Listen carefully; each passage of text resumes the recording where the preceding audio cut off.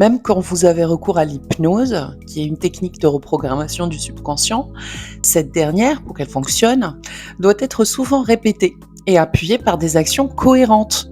Vous pouvez pas, par exemple, faire une hypnose pour, disons, arrêter de procrastiner une fois, puis continuer à rester dans les mêmes conditions du quotidien qui vous maintiennent dans cette procrastination.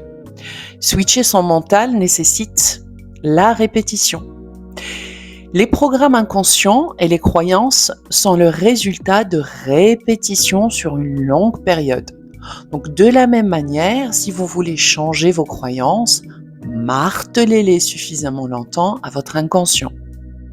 Les habitudes et les routines ont donc un grand pouvoir dans la programmation de notre inconscient. En les utilisant de manière consciente, nous pouvons programmer notre inconscient pour agir de manière différente et vivre donc une nouvelle réalité.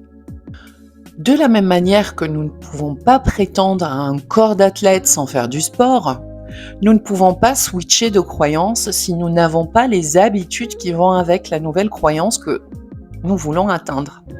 Ces habitudes positives sont des comportements répétés régulièrement qui nous aident à progresser vers nos objectifs et à muscler notre état d'esprit.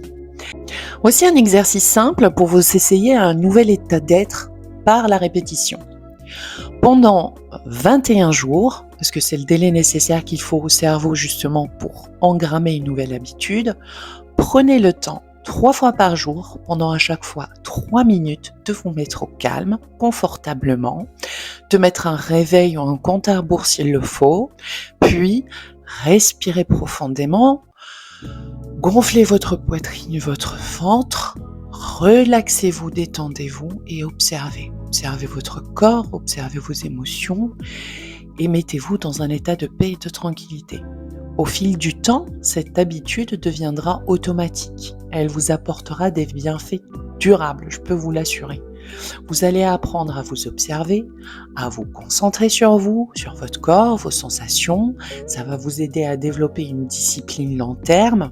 Avec le temps, on va tout de suite voir que par la répétition, ça redevient un nouveau programme. Donc c'est automatique. Et les habitudes sont vraiment la clé de notre succès et de notre épanouissement personnel. Donc si on maintient des habitudes qui sont nocives, pourquoi on ne mettrait pas en place des habitudes qui sont constructives et positives justement? Si vous voulez donc intégrer ça à votre vie, il n'y a pas de secret, c'est la répétition. Soyez patient, persévérant, car le pouvoir des habitudes est progressif mais transformateur.